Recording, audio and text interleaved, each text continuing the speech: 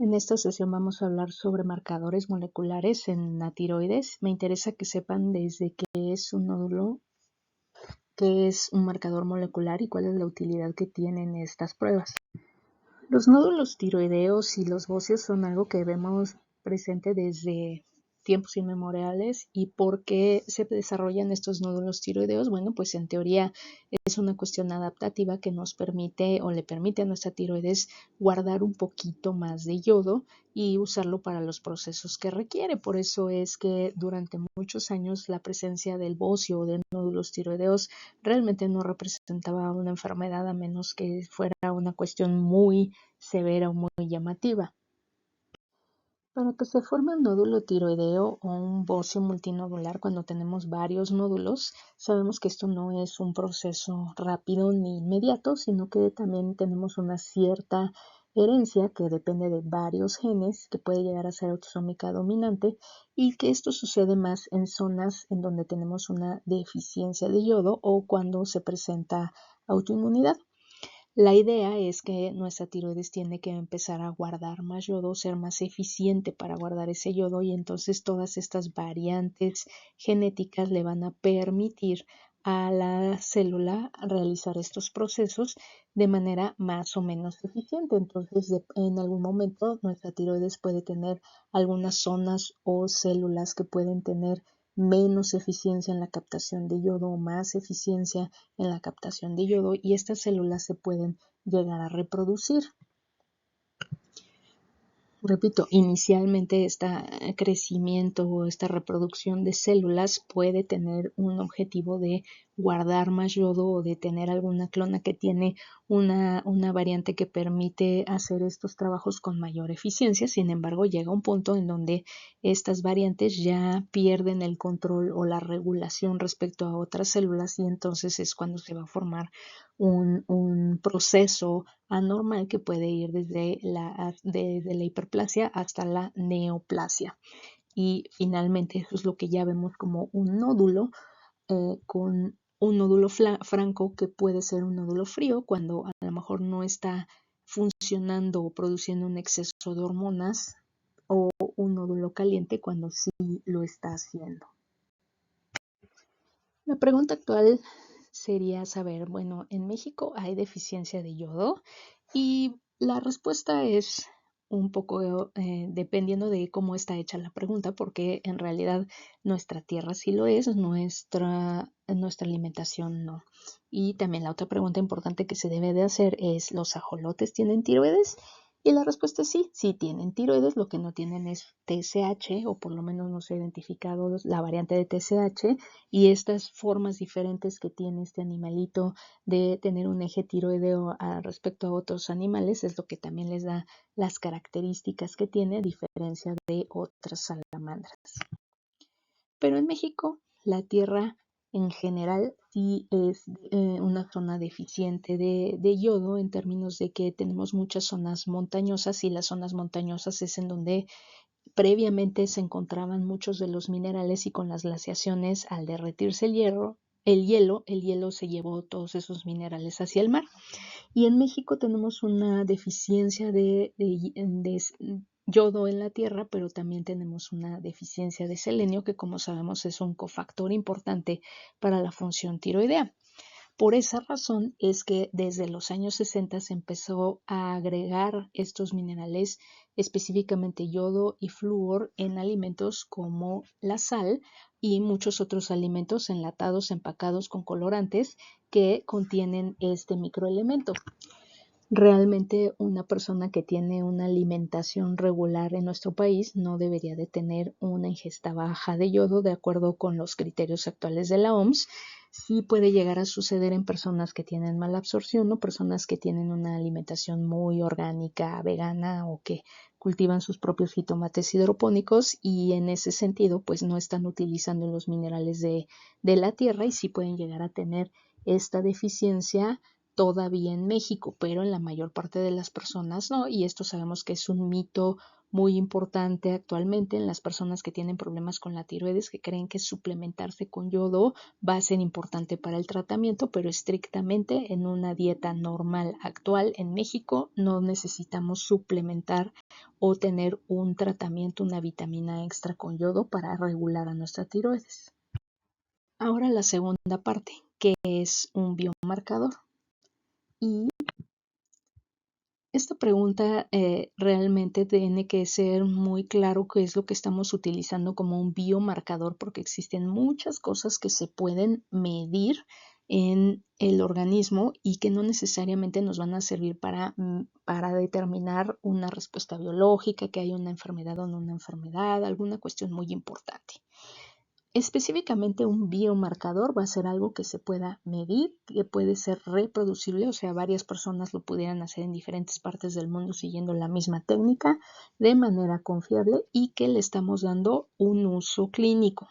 Para nosotros los clínicos esto es lo importante. Entonces, conocemos muchísimos biomarcadores. Por ejemplo, la propia glucosa en ayuno es un marcador de diabetes, la hemoglobina glicada, las hormonas, cada una de las hormonas que nosotros medimos es un biomarcador y entonces podemos medir estos biomarcadores habitualmente en sangre, en orina, en saliva, incluso en pelo y le estamos dando un uso clínico. Entonces, por ejemplo, el decir voy a medir kriptonita en pelo.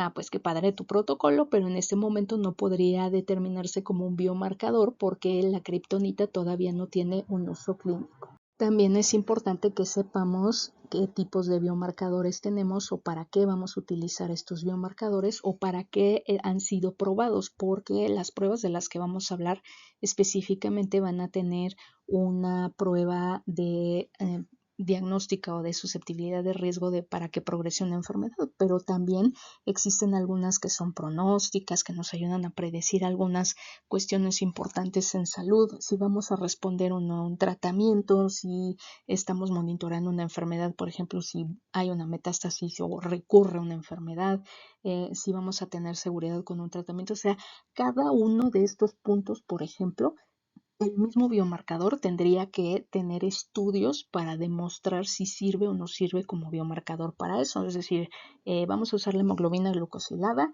para determinar si tengo riesgo de desarrollar diabetes. Eso es un estudio diferente a hacer diagnóstico de diabetes. O va a ser un estudio diferente a decir si la hemoglobina glucosilada al momento del diagnóstico me predice si voy a tener complicaciones de neuropatía. Es decir, cada uno de los puntos en donde se evalúa ese biomarcador va a ser importante, va a requerir un estudio específico y va a tener una sensibilidad, especificidad, valor predictivo positivo y negativo diferente dependiendo del entorno en el que se usa.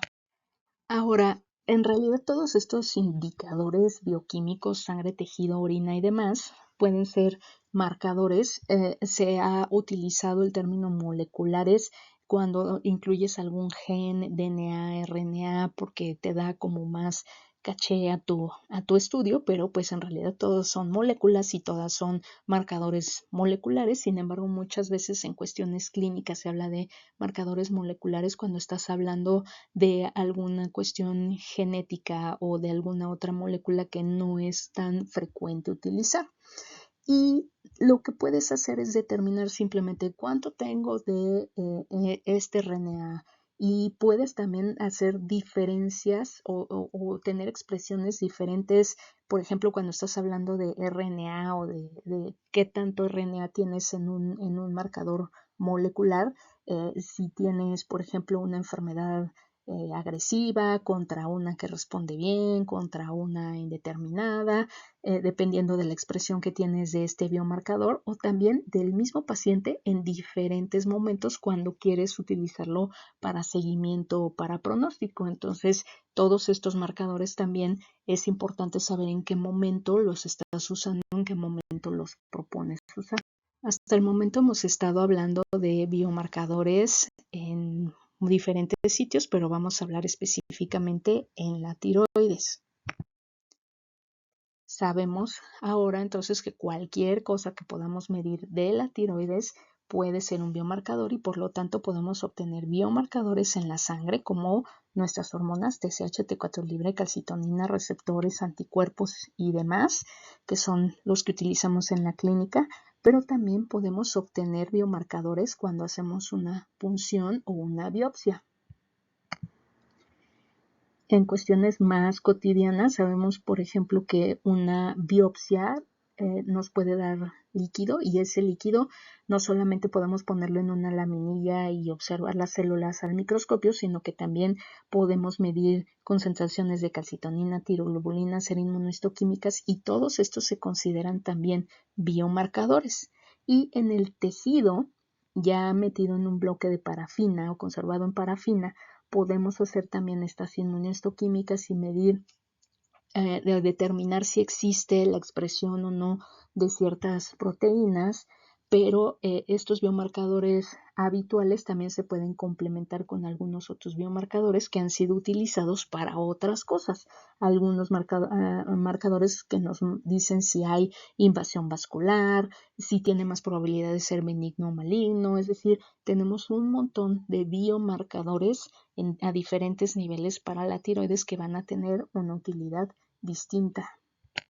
Ahora, en este punto debemos de preguntarnos para qué o por qué necesitamos estos otros marcadores. Ya estamos viendo un nódulo tiroideo, pues hay que quitarlo. Bueno, sabemos que no siempre es así, que la mayor parte de las enfermedades tiroideas y de los nódulos afortunadamente son benignos, como les mencionaba previamente.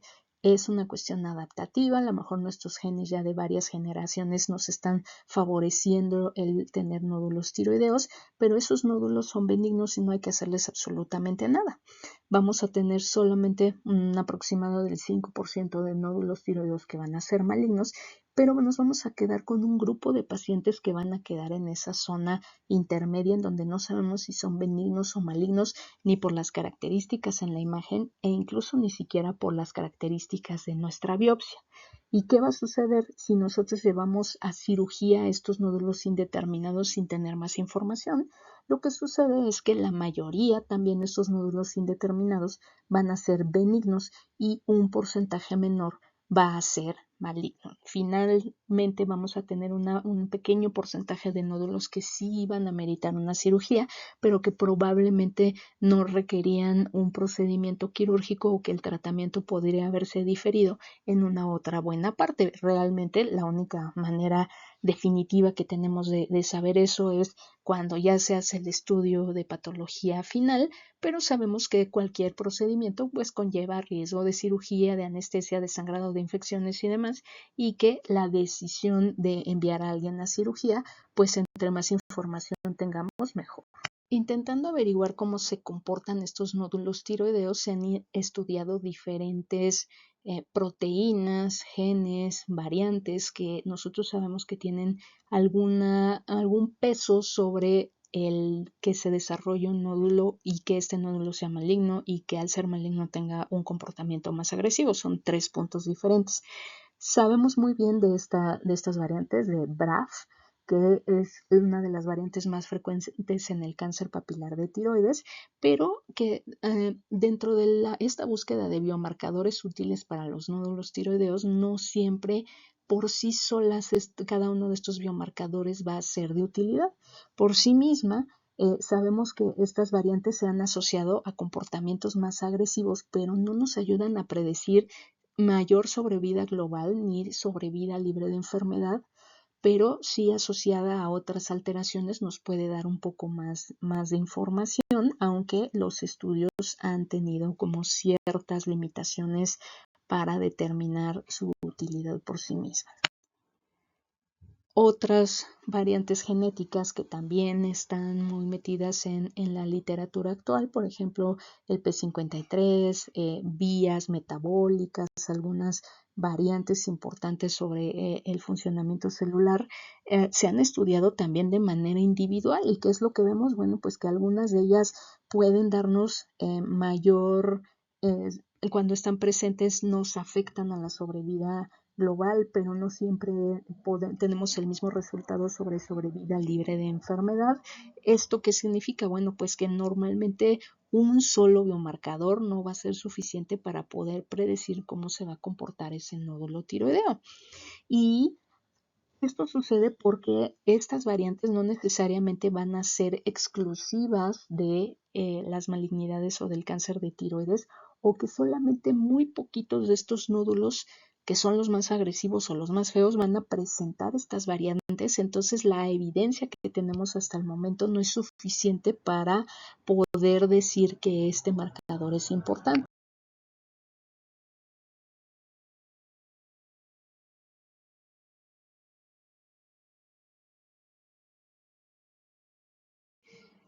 Y esto también se explica si nosotros conocemos la biología molecular un poco más. Obviamente no lo vamos a llevar al nivel de un biólogo o de un químico de otras áreas de las ciencias, pero sí es importante que nosotros sepamos que estas variantes tienen que ver con vías y factores de crecimiento, con que la célula pueda eternizarse y mantener sus funciones, factores de transcripción y demás, que no son exclusivas de la tiroides y que por lo tanto las variantes no necesariamente van a estar solamente en la tiroides, o que estas variantes vayan a ser específicas para una enfermedad de la tiroides. Y también debemos recordar que el cáncer diferenciado y en específico el papilar de tiroides no es la única neoplasia en la tiroides. Entonces también el cáncer medular, las metástasis, lesiones benignas y demás se pueden presentar en la tiroides, y nosotros lo único que estamos tratando de definir es de si esa bola en ese paciente va a tener que quitarse y cómo le va a ir a ese paciente. Entonces todos estos procesos moleculares detrás de ese nódulo pueden llegar a ser muy relevantes para que nosotros determinemos el manejo que vamos a darle. Ahora, también estamos muy acostumbrados a pensar que el hecho de que existan estas mutaciones, que ahora les llamamos variantes génicas, son como lo más relevante para que se produzca un tumor, o que este tumor crezca o haga metástasis. Sin embargo, sabemos que estas variantes no son, pero para nada, el único mecanismo que tiene que ver con el desarrollo de una neoplasia, con su crecimiento, con su propagación, con su recurrencia o con su respuesta a los tratamientos. También tenemos algunas otras funciones celulares en el sistema inmunológico, inflamación, microambiente celular y demás, que tienen que ver con que esta célula se le permita reproducirse y crecer y convertirse en una neoplasia agresiva o no, y que van mucho más allá de tener una variante génica o no. Y entonces esa única variante no va a ser lo único que nos va a decir algo sobre esta neoplasia. Bueno, pues ya perdí años estudiando un biomarcador para mis nódulos tiroideos, y resulta que mi biomarcador me sirve en un porcentaje de neoplasias, pero no en todas, o no me da todas las respuestas que yo necesito. ¿Qué podemos hacer? Pues se desarrollan varios marcadores al mismo tiempo, y lo que se hace es juntarlos en un solo proyecto o en una sola solución que nos permita dar varias respuestas al mismo tiempo. Y como parte de estos desarrollos han surgido estos paneles o clasificadores, que son los que se utilizan actualmente, se venden ya a nivel comercial y que contienen una cierta cantidad de marcadores que son para diferentes cosas.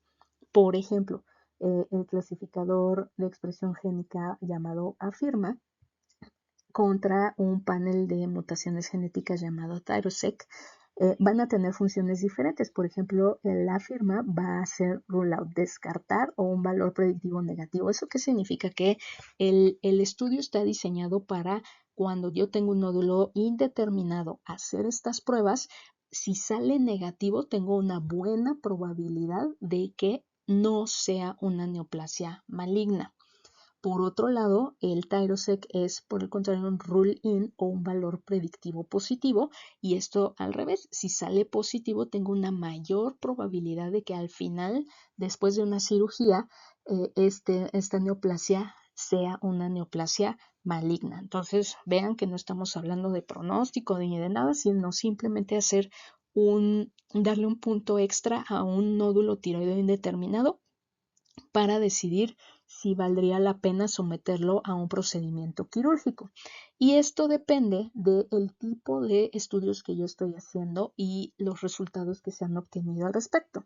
En el caso de Afirma, estamos utilizando el transcriptoma total. Eso nos está hablando de RNA mensajero, de cómo la célula está expresando los genes y cómo está expresando ciertas variantes genéticas que a nosotros nos interesa para ese nódulo.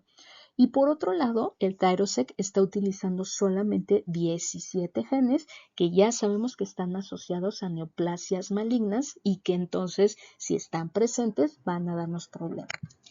Me enfoco en estos dos porque fueron los primeros que se empezaron a vender a nivel comercial y que siguen en la competencia. Sin embargo, existen actualmente ya nuevos paneles y nuevos marcadores que se están desarrollando y que se les están pues poniendo y quitando cosas que se han visto que funcionan en otros paneles con diferentes objetivos. En este caso, el Tiramir incluye también un valor predictivo positivo o también estará tratando de determinar qué nódulos sí son malignos, pero está utilizando otro tipo de RNA mensajero.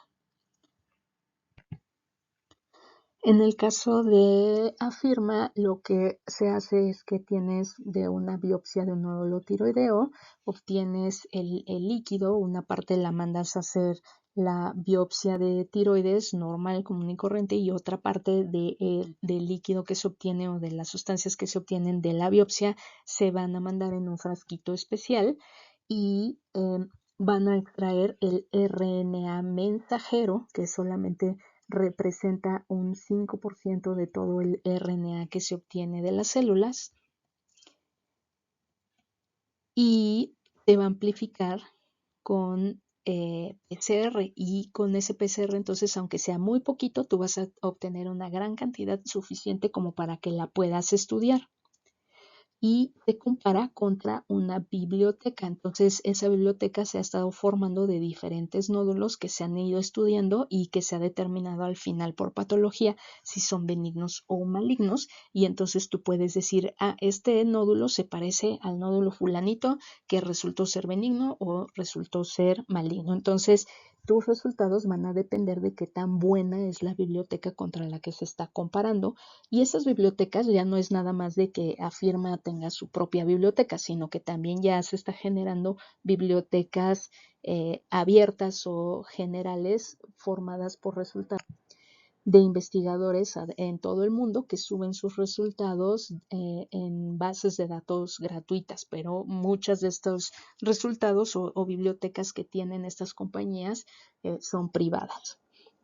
Y entonces lo que haces al comparar es, bueno, este RNA es igual que el de la biblioteca, este es más alto, este es menos, este se comporta diferente o se comporta igual a cierta neoplasia que puede resultar ser maligna o benigna. Esto es de manera muy general o muy superficial el cómo funcionan estos chips o microarreglos. Ese RNA que tú tienes se convierte en DNA y el DNA se pega en estas rejillas y entonces tú vas a tener, por ejemplo, muestra 1, muestra 2, muestra 3 y entonces tú sabes que la muestra 1 es un ejemplo de un carcinoma superagresivo y la muestra 2 y la muestra 3 son tus pacientes. Y entonces tú comparas cómo se comporta o qué tanta expresión hay comparada contra la muestra o tu biblioteca, que vas a tener un cierto marcador también que puede ser, por ejemplo, un color, fluorescencia o demás, y entonces vas a ponerlos literalmente a competir. ¿Cuál se expresa más? Si el de tu paciente o el de tu biblioteca. Y entonces lo que obtienes son estas diferencias o estos colores. A lo mejor no tienes nada presente en las células, pues no se va a marcar. Tienes solamente expresión en las células normales o las que no tienen cáncer o las neoplasias benignas y se va a marcar de un color. Solamente están presentes en las células con la enfermedad, se va a marcar de otro color o se presenta en ambas células y se presenta de un tercer color y obtienes estas gradillas. La imagen anterior se veía más o menos fácil, pero lo que obtienes es esta gran cantidad de información, muchísima información y cada uno de los pacientes, cada uno de los genes, cada una de las expresiones, es una cantidad importantísima, grandísima de información que a simple vista no se puede interpretar. Lo que haces es meterla en un software y el software te va a dar una indicación de, bueno, aquí predomina el rojo, aquí predomina el verde, aquí predomina el negro, de todos los genes que tú estás evaluando en tu muestra. Tal vez te va a dar como un cierto perfil o una preferencia, una predisposición o un cierto grupo de genes que se están expresando contra otros para que tú puedas dar un resultado. Y entonces este es el chip de Afirma. Vean, son una cantidad de puntitos impresionantes. Entonces esto no se interpreta así a ojo, sino que existe un software y pues mucho de esto, eso es lo que cuestan estos aparatos, ¿no? Toda la tecnología que hay detrás, no solamente de generar este chip, sino de interpretarlo hoy por hoy. Todo para que al final a ti te manden un documento mucho más sencillo, mucho más filtrado, ya así como con solamente lo que tienes que saber al respecto de este resultado, que te puede decir, este nódulo tiene esta variante con un riesgo de malignidad alto y, o sea, por ejemplo, ustedes conocen bastante bien las variantes de red asociadas a cáncer medular de tiroides. Entonces en este resultado de Afirma nos dicen, tu tejido tiene esta variante y el riesgo de malignidad es más del 99%, y encontramos también estas otras variantes, pero la más importante es esta. Y entonces, ¿cómo interpretas esos resultados? Por si no sabes nada de genética, te dan una cierta información, aunque obviamente en la parte de hasta abajo también te dicen que el que toma las decisiones eres tú con tu paciente, ¿no? O sea, ellos te están dando el resultado de lo que tú obtuviste sobre el tejido. Y esto es algo súper importante, por ejemplo, con las variantes de red. Las variantes de red sabemos que también se pueden presentar en la sangre, ser germinales, y eso es una cuestión hereditaria. Este resultado no te está hablando de que si el paciente tiene esa variante de manera hereditaria. Lo único que te está diciendo es que su nódulo, el tejido, sí lo tiene.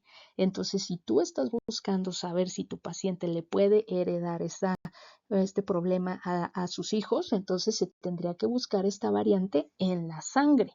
Pero eso es un estudio diferente al que estás haciendo sobre el nódulo. Ahora, el otro estudio, el Tyrosec, funciona de una manera diferente. Aquí no estás revisando todo el RNA mensajero que expresa tu célula y viendo qué se expresa más y qué se expresa menos. Aquí te vas directamente por algunos genes que tú ya sabes que están asociados a la enfermedad que estás buscando. Este panel de Tyrosec, les había mencionado que inicialmente eran poquitos genes, 7, 17 genes, pero las nuevas versiones, que son las que ya se están utilizando en países como en Estados Unidos, ya tienen una mayor cantidad de genes y se han ido metiendo más genes dependiendo de los resultados que se obtienen de manera individual. O sea, este gen lo hemos estado revisando en tantos nódulos y entonces resulta que sí puede aumentar la cantidad de información que yo puedo obtener de un nódulo tiroideo cuando lo agrego a este panel. Pero en teoría aquí no estamos revisando todo el RNA mensajero, solamente nos estamos enfocando a una cierta cantidad de paneles. Las diferencias son que como estás buscando menos cosas, es más rápido, es más costo efectivo, es mucho más específico, pero no te permite descubrir nuevas variantes raras, y entonces solamente tiene como esta utilidad comercial de decidir si haces o no haces algo, pero no es tan útil para personas que están haciendo investigación sobre nódulos tiroideos. Al final se puede utilizar el que tú quieras, pero teóricamente no vas a encontrar variantes diferentes, nuevas o cosas que no se han descrito antes. Tyrosec te va a mandar tus resultados también en una forma mucho más simplificada, en donde te van a decir es positivo o negativo, cuál es la probabilidad de que sea un nódulo maligno y cuál es la recomendación que te están dando. Esto es recortado, tanto el previo como este, es solamente una parte porque el reporte tiene varias hojas, pero esto es como lo más importante que te mandan de información. ¿Y qué hacen estos nuevos paneles de los que les estaba hablando, que ya no entraron en esa primera competencia de Afirma y Tyrosec, sino que son los nuevos o los que están saliendo ahora? Incluyen algunas otras moléculas que también se han empezado a entender y describir más ampliamente en los últimos años, como el RNA pequeño o microRNA de interferencia.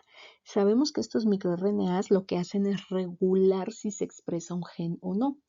Y entonces que normalmente a lo mejor no tienes una variante, no tienes una mutación en el gen, tu gen es normal, pero se está expresando más o se está expresando menos porque tienes algún regulador que se está moviendo de una manera diferente y ese regulador incluye a los MIRNAs.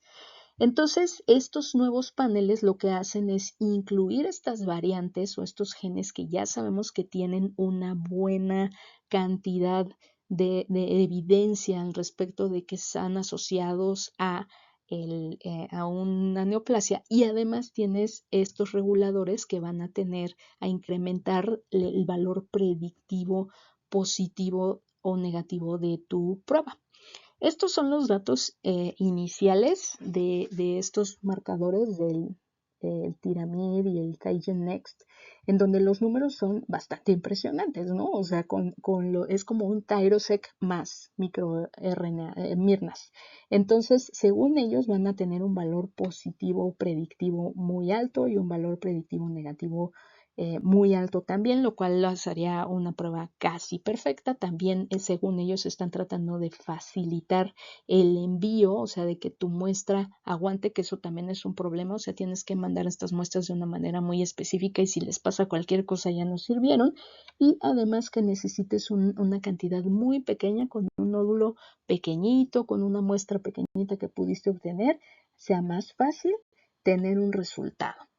Obviamente, todavía no sabemos en cuánto van a salir estas maravillas, pero si ven ustedes los costos, pues se ven bastante altos. Lo triste es que estos costos bastante altos no son exclusivos para estos nuevos estudios que eh, pretenden ser como mucho más efectivos, eficientes y eficaces en el diagnóstico de los nódulos indeterminados, sino que son los costos aproximados de todas las pruebas moleculares que tenemos actualmente y que tienen. Aquí vemos una diferente sensibilidad, especificidad, valor predictivo negativo y positivo y cuál es la función que tienen cada una de ellas. Para costos mexicanos realmente son poco accesibles, no es como que sea tan fácil enviar estas muestras porque tienen que viajar a Estados Unidos, no se procesan localmente. En Estados Unidos muchos de los servicios de salud o de los seguros cubren el costo porque el realizar estas pruebas es más barato que una cirugía para los pacientes. En México todavía no es tan barato como para que digas, prefiero hacerle la prueba molecular que mandarlo a hacer una cirugía con un experto.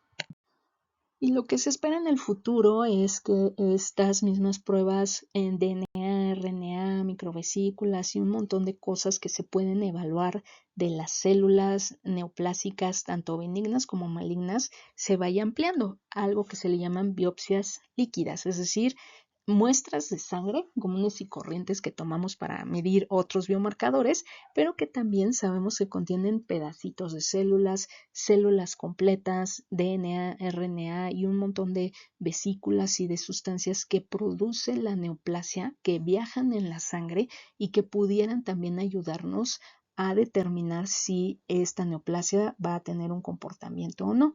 Esto lo que nos facilitaría es no tener que tomar la muestra directamente del nódulo, sino que dentro de una muestra normal de sangre en donde tu paciente se va a medir su TSH, su T4 libre, su calcitonina, vamos a medir también estos marcadores y tener una predicción de cómo se va a comportar ese nódulo, lo cual suena bastante bien, pero son tecnologías que están todavía en investigación y que van a tener que demostrar a largo plazo también que tanto nos van a ayudar dependiendo de la información que se vaya generando.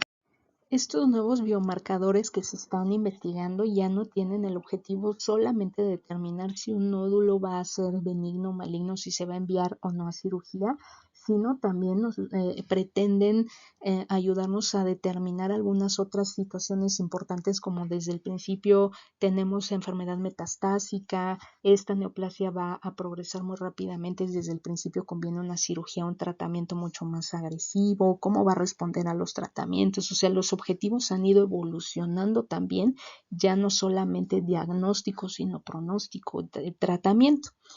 Otras de las cosas que se están evaluando, investigando, es el DNA circulante, pero de las mitocondrias o firmas mitocondriales, que también tienen mucho que ver con el comportamiento de las células neoplásicas.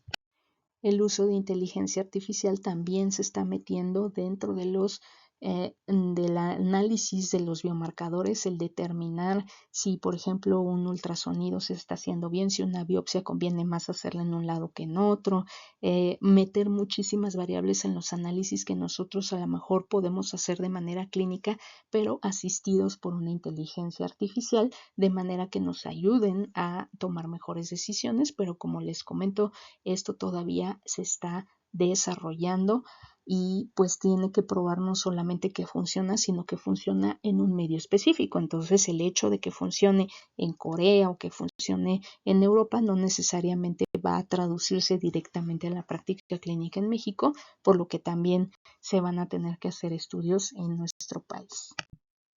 Concluyo indicándoles que estos biomarcadores son cosas muy importantes de las que vamos a estar leyendo mucho. En todas las áreas de medicina siempre se requieren marcadores moleculares más eficientes, más accesibles, más útiles, y por eso siempre están evolucionando, y nosotros debemos de generar más conciencia en nuestros pacientes sobre estas enfermedades, ya que de nada sirve tener tanta tecnología si no podemos aplicarla correctamente en las personas en el momento indicado.